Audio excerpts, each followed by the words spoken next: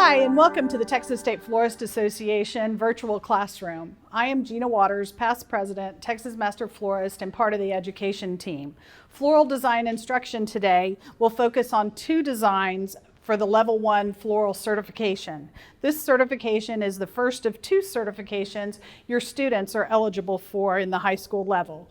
The Level 1 certification is TEA accredited and recognized by industry.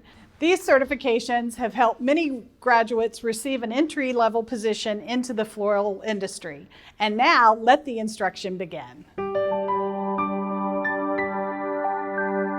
Hi, I'm Cheryl, Texas Master Florist Advance with the Texas State Florist Association education team. And today I'm going to be demonstrating the symmetrical triangle arrangement. So the things that you will need today, you'll need 9 carnations, and you will have 2 to 3 stems of statice or some other accent flower if we can't get statice, and then you will have 11 stems of leatherleaf. You will have a design bowl and 1/3 of a block of floral foam. And I always cut off the top, the front little part there. Just kind of makes it a little bit easier when you're designing. And then you have your anchor tape, 1/4 inch anchor tape. And you want to make it parallel across both sides. You don't want to go too far down because it's a little harder to hide those mechanics if you do. It should stick, so just be sure your hands aren't wet. Mine were a little wet when I started to do that. So just cut that off on each side, and you just have about 1/4 of an inch on each side.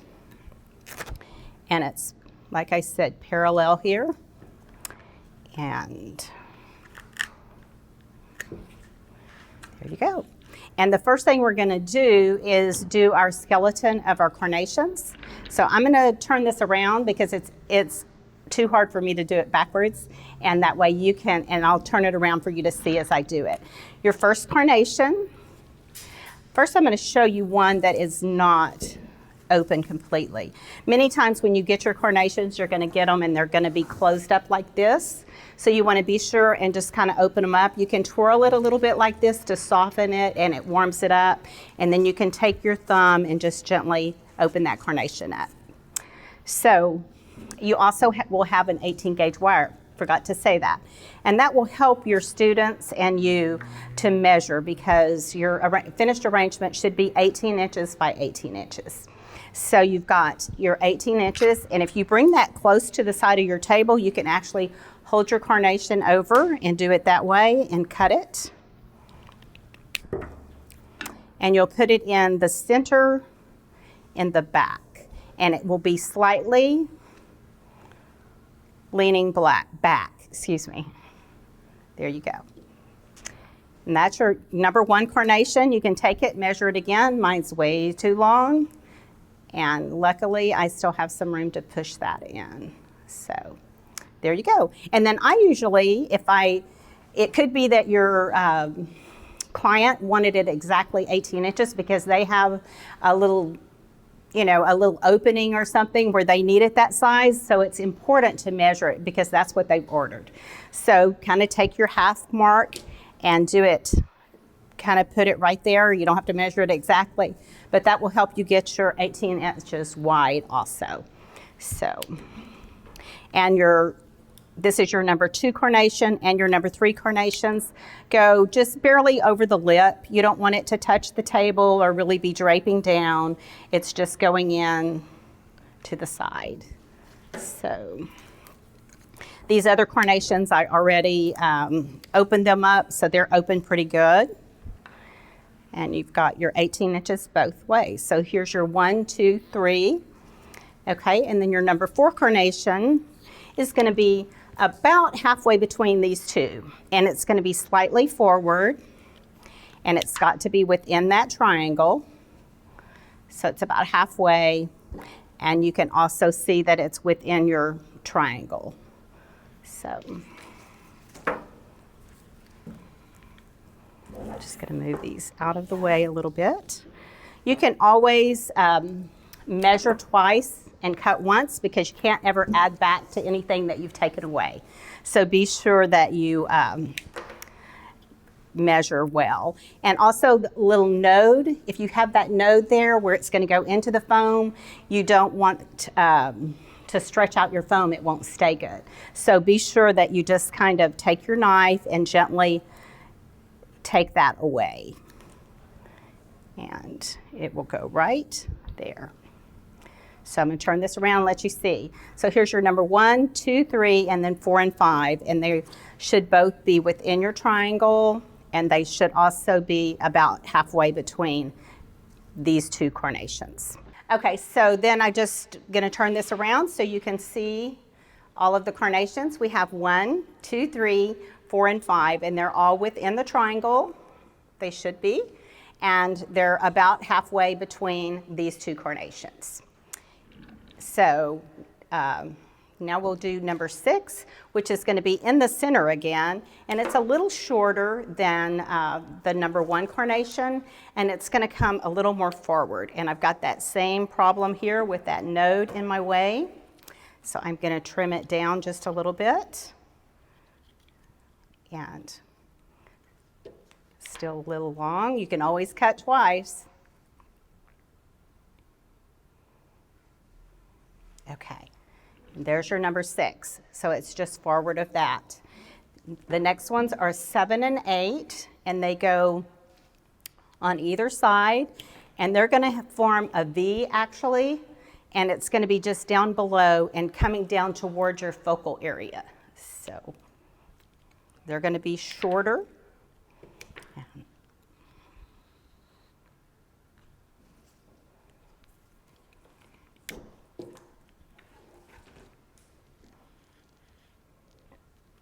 Oops, got that a little bit off. There you go. And there's your 7 and 8. And then 9 is going to be actually your shortest carnation. And it's going to be the most forward facing. And if you get it too deep, it will actually make your focal area not strong. So this number 9 carnation is very important. So it's not facing all the way frontwards like down on the lip, but just slightly forward. And this is your finished skeleton. And your skeleton is to me, it's the most important thing. If you get your skeleton right, then everything else, as long as you follow that skeleton, everything else is going to fall into place. I did a finished skeleton here, but it looks pretty much the same, except I took a little more time, so I'm going to say that this one is probably very accurate. So you've got a nice focal area, which will be emphasized more once I start putting in the leather leaf, and that's where I'm going to start now. So I want to pick a very nice strong piece that has a nice tip to support the back, and that's what our leather leaf does. It supports our carnations, it supports our arrangement, and but you don't want it to overpower the arrangement. It's also for mechanics because it will cover up our mechanics that we've done. But it just supports. And we're going to follow the carnations. So we have the number 1 comes behind the number 1 carnation. And then you're going to want to do the same thing down below on your 2 and 3. So, and I don't know if you saw where I cut in between the wings. That way you can reuse that again, and I'm going to save that one there too. So we'll put it right in here and do the same thing on the other side.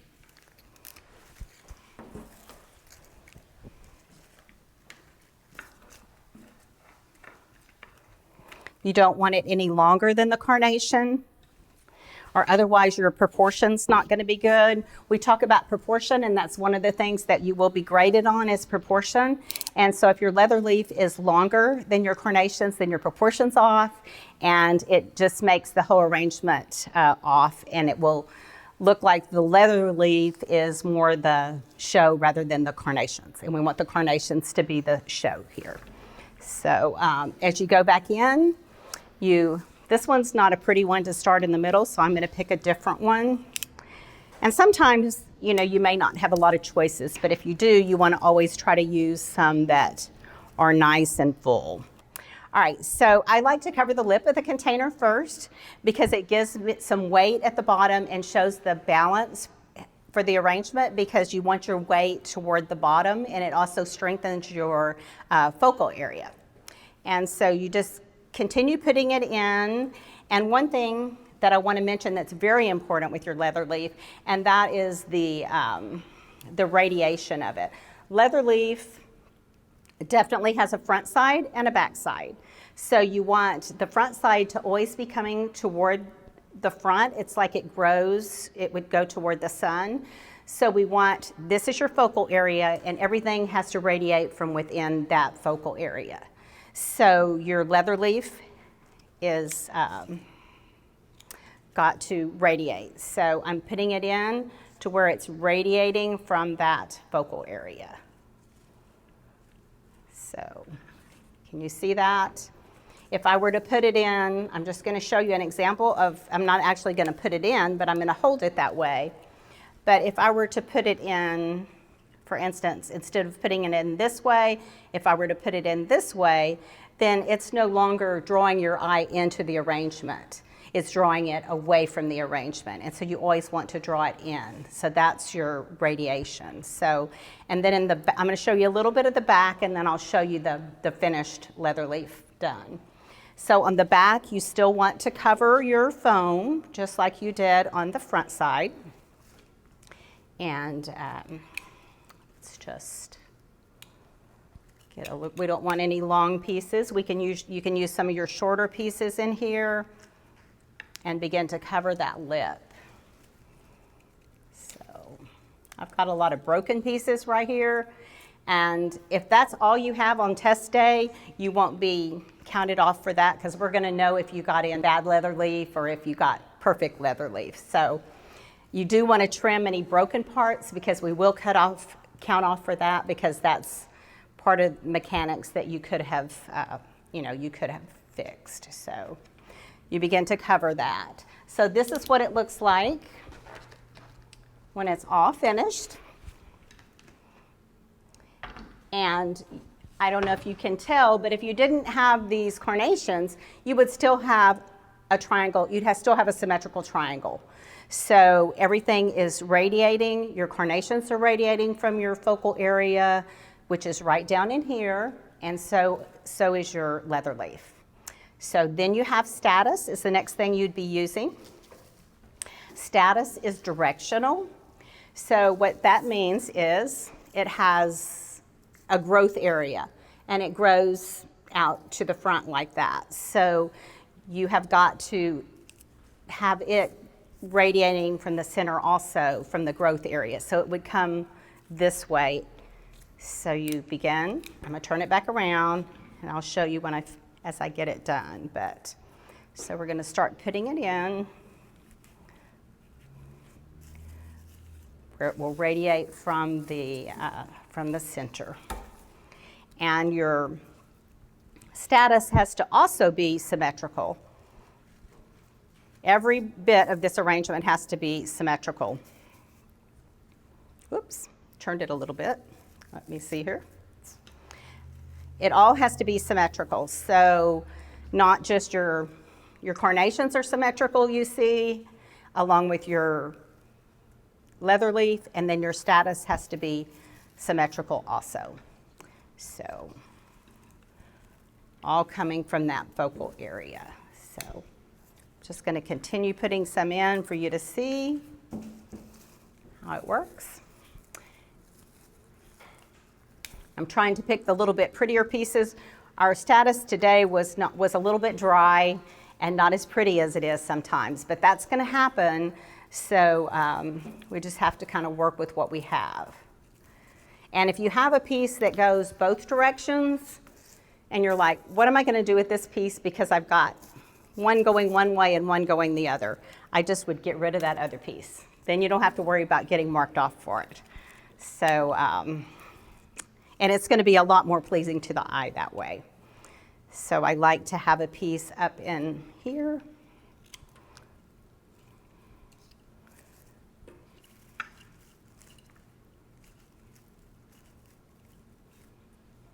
on either side.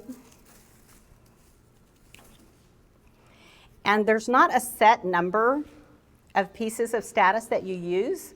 It's just the status is creating depth, and it's really bringing attention to the focal areas, what it's doing. So there's not a set number of pieces.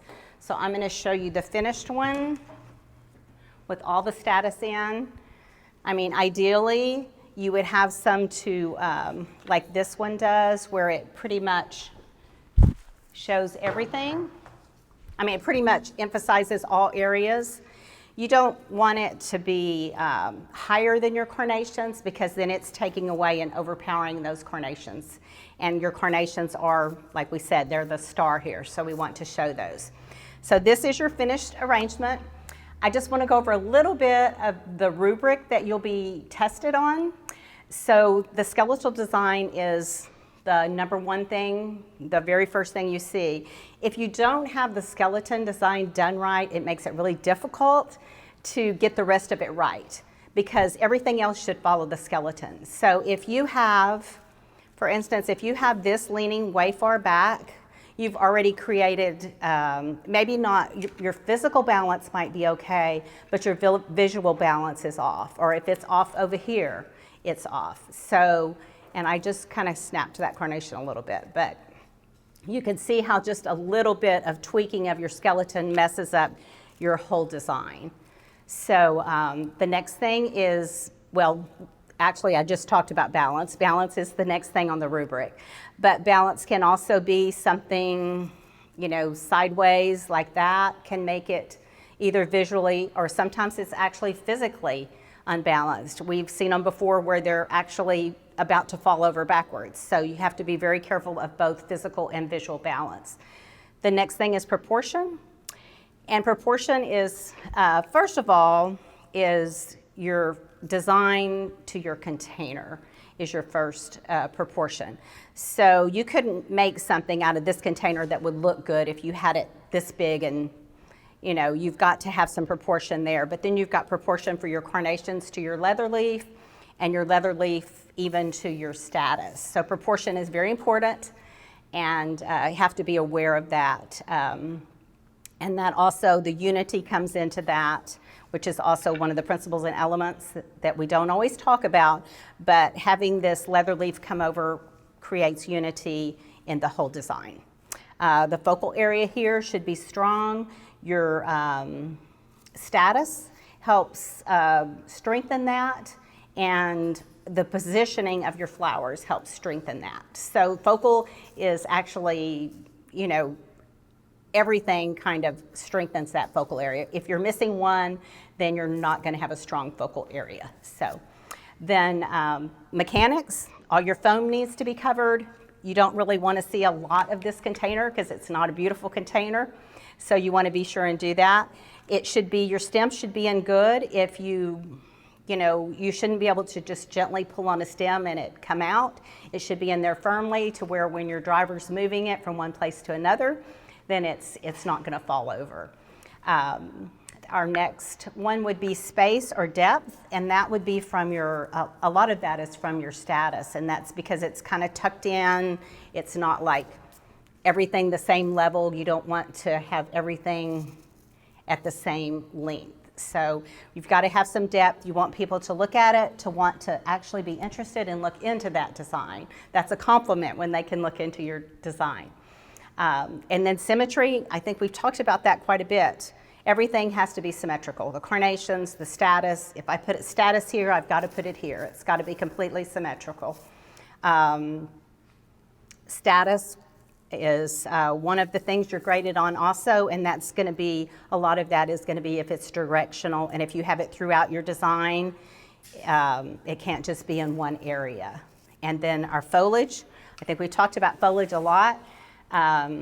Make sure your foliage is radiating and is a complement to the rest of your arrangement. So that is our symmetrical arrangement. And if you have any questions, please get in touch with the office or one of us. We'd love to help you with any questions you might have. Thanks so much. Hey guys, I'm Cassie. I'm a Texas Master Florist with the Texas State Florist Association Education Team. I'm here today to show you how to make the rose boutonniere for the Level 1 Floral Design Certification. The things that we'll need to make the boutonniere, you'll be provided with a 50 centimeter rose, one with a smaller bloom on it. You'll have one stem of leather leaf. There'll either be a 26 or 28 gauge wire. We're going to use the 26 gauge today. And then you're also going to have floral tape. And then you'll need your knife or your clippers. I would probably bring a pair of clippers as well, just because you can't cut the wire with the knife. Okay, I'm going to start with my leather leaf because it's going to be one of the pieces that you're given in the 11 stems of leather leaf from the symmetrical design. And we're actually not going to use this whole thing, because if you try to use this whole thing for just a boutonniere, or like with one of these smaller pieces, it's way too much and way overpowering. So we're going to cut just a little piece off of it. I'm just going to use like one of these wings over here. And so we'll take this, we can go ahead and measure it to the rose. You want to just have just a little piece of it showing above it, so we can see where to start stripping it down at. Okay, and then I'm going to set that aside for now. And on our rose, we're going to also cut it off. You want to make sure that you have the appropriate length of the rose. So what I like to do to measure it is I'll take and measure the size of the bloom and then bring that down and cut just a little bit longer than that, because it makes it appropriate, because you don't want it to be too short, because if it's too short, then you really don't have anywhere to pin it at, and it also overpowers it. And at the same time, you don't want it to be too long, and I forgot to leave that long. So another part that we want to do for the rose is we want to make sure that we have the face of the rose, and to do that we need to pull off the shipping petals, because those are damaged. Every rose is going to come with that. You're not typically counted off on not removing them, but it just helps make it more appropriate and more pretty. So we're going to go ahead and take it off. So once we have that, then we're going to take the wire and we're going to cut it in half and use that to wire the rose. You want to make sure that you're wiring it through the calyx. And sometimes what happens is you get a rose and the sepals on it are down. Whenever that happens, you can kind of fold them up so that way you're able to get to the calyx to wire it. This one's a little bit easier because they're still pretty tight. So I'll hold them down, and then I will stick my wire through up towards the base. One trick on doing this is if you make sure and cut your wire at a sharp angle, whenever you cut it in half, it's going to help it slide through the rose easier. So we'll go through it with one way, and then you're going to make a cross and go through the other side.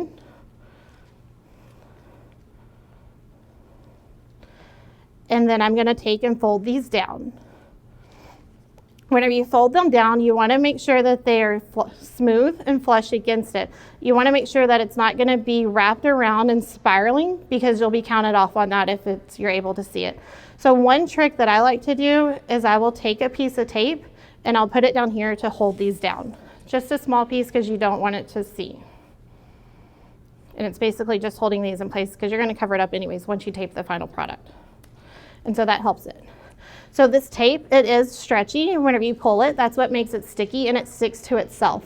One thing, a good idea is to practice taping. And what I like to do is I'll take a pencil, because honestly, I hated making boutonnieres and corsages because my taping was not that great. But a trick that I learned is if you'll practice, it's gonna be perfect eventually. So I'll start with my pencil, and then I just take and wrap a piece of it down. And then the trick is you pull the tape as you wrap it down. And you just kind of spiral the pencil or whatever it is that you're taping, so that way it helps keep it tight and flush. And then you just tear the tape whenever you get to the end. And pencils are a great thing to practice with, because typically everybody has a pencil or a pen. As you get that down, you can also move to where you're doing it with a piece of wire. And so that way you're able to get the mechanics down of doing it on a smaller piece. So once you have your rose and everything's wired on it, we're gonna go ahead and tape it. And you want to make sure that you're covering up the wire on the calyx. So you're gonna start flush up there. You're gonna go all the way around, making sure that you're not accidentally taping down one of the sepals, because you wanna be able to view them. And then you're gonna take and pull your tape down. And just kind of twist your rose as you go. And then I'm actually going to go ahead and cut it right here. And as you can see right there, you can see the end of the stem. That's a no. You want to make sure that that's covered up before you're done. But we're not done, so we still have a chance to be able to cover that up. Next, we're going to add in our leather leaf. And at this point, you want to take and look at your rose and find out where the face of the rose is.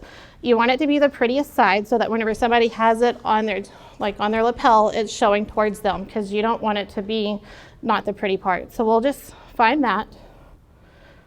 This one's a good one because they also have the sepals, so that helps as well. And then you're going to take and put your leather stem, you'll want it to be kind of narrow. And so you can take your knife at this part and down towards the end of where you're going to put it at, you'll just want to give it a sharp cut so that way it's kind of, it flows down into it. Then you're going to take your tape and you want the base of your leather to be at the base of your rose. So you'll take your tape and you will wrap it again. And this time we are going to go ahead and go all the way down and cover the bottom. And then sometimes I'll bring it back up a little bit just so that way I can keep it smooth and I don't have to worry about the end being flagged, and I know that the base is covered. And you can also take and press that end down, and if you can do it with your finger, you can kind of do it on the table, but just so that way you make sure and have a smooth end.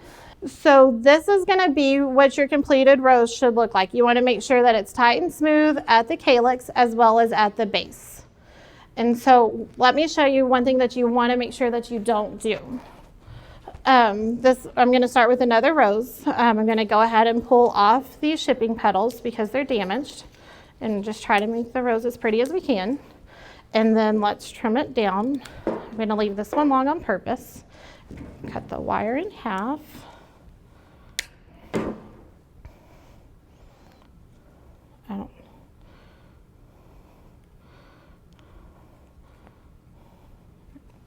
So on this one, you can see where I went through the calyx. You would actually want to pull that back out so that way I went through the sepal. You'd want to pull that back out so that, because whenever you fold it, it's going to pull that down, and you don't want it to do that. So let's pull this back out actually, and we'll fold that up so it doesn't. And your wire, the more you move it, is going to start to bend, but if you'll just work through it on both sides, it kind of helps. So we'll pull that down and go ahead and fold it. And then let's do another one. We're going to run that one through. Okay, so on this, if you were to tape that right there and try to finish your rose, you would be able to tell that is way too long. You want to make sure and trim it down to where it's appropriate with the rose length. If you were to leave it like this, it's more like you have a scepter, and you don't want that. You want to make sure that it's the boutonniere. So we're going to trim it down based off of the size of the rose. It should be about 1.5 to 2.5 inches. I'm going to go say probably close. My idea, and honestly, whenever I'm grading these on the computer, what I do is I measure the size of the rose to the size of the stem from the pictures that are sent, because to me that's the easiest way without being able to see it in person. And so we want to make sure that that's, you know, that's just a good way to be able to tell. And so let's go ahead and tape this one. And so I'm not going to do the taping to where I do this. I'm going to do what sometimes people will take and wrap it, and they'll wrap these all the way down. And so whenever this happens, this is spiraling it, in case if you didn't know. And that's something that you do not want to do, and you want to make sure that you don't teach that.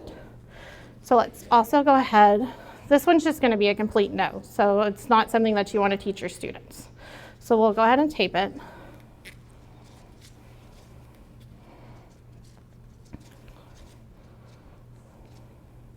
All right, so we've got that taped down. And sometimes what people will do is they will do what's called a pigtail or a curlicue, and they will wrap this stem and pull it back up like that.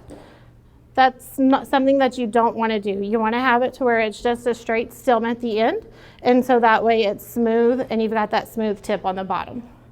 The curlicue is something that will be counted off. Also, if your stem is too long on the rubric, you're going to be counted off for that as well. With the rubric, you're going to be judged on your taping of it, so you want to make sure that it's a smooth tape. You don't want it to be a wrinkled, messy rush tape job, so make sure that you leave yourself plenty of time to do that. You want to make sure that your stem, it's not going to stab you at the end of it when you try to touch it with the wire. And you also want to make sure that your foliage is of appropriate size. You don't want it to be overpowering. So you wouldn't want to take just the whole stem and add it to it, because then you have too much leather. And so those are just a couple of the things that are graded on the rubric, as well as your taping. You want to make sure that you have nice, tight, smooth tape. We appreciate you turning in to us today and learning the different mechanics for making the rose boutonniere. If you have any questions, please feel free to contact the Texas State Florist Association office, and we would be more than happy to help you. Thank you for participating in our TSFA classroom. Perfecting these designs will take a great deal of practice and review.